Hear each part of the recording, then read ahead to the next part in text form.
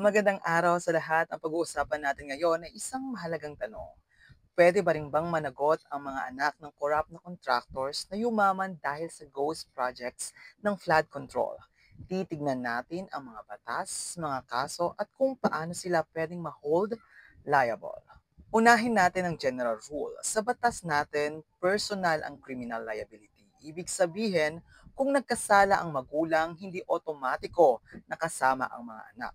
Sabi ng Supreme Court sa kasong People versus Castillo, kailangan ng malinaw na ebidensya ng partisipasyon o conspiracy.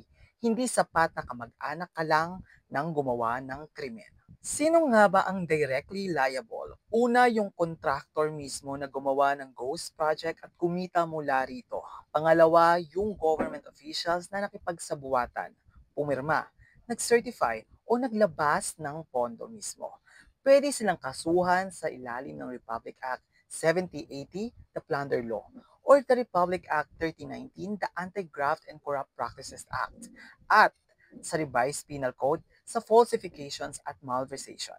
Ngayon, punta tayo sa tanong, ano ang liability ng mga anak? By mere blood relation, hindi sila otomatikong mananagot.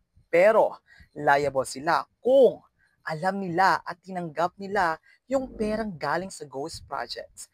That is under Republic Act 9160 o Anti-Money Laundering Act. Pangalawa, naging dami sila o ginamit ang pangalan nila para itago ang pera.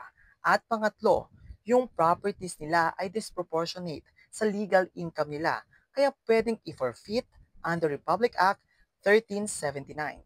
May mga kaso na ang korte tungkol dito. Sa kasong Estrada versus Ombudsman, pwedeng i-forfeit ang unexplained wealth kahit nasa pangalan ng relatives. Sa kasong Republic versus Marcos II, pinayagan ang forfeitures ng ill-gotten wealth kahit hawak ng pamilya o cronist.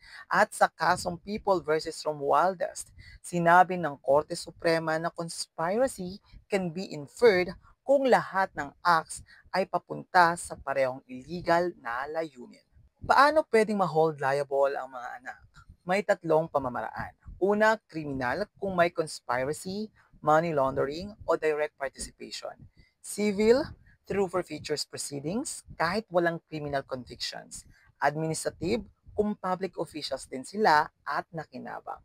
At bilang pagtatapos, hindi otomatiko na liable ang mga anak ng korap na kontraktor. Pero kung nakinabang sila, tinago o naging dami sa ill-gotten wealth, pwede silang habulin criminally, civilly, or administratively.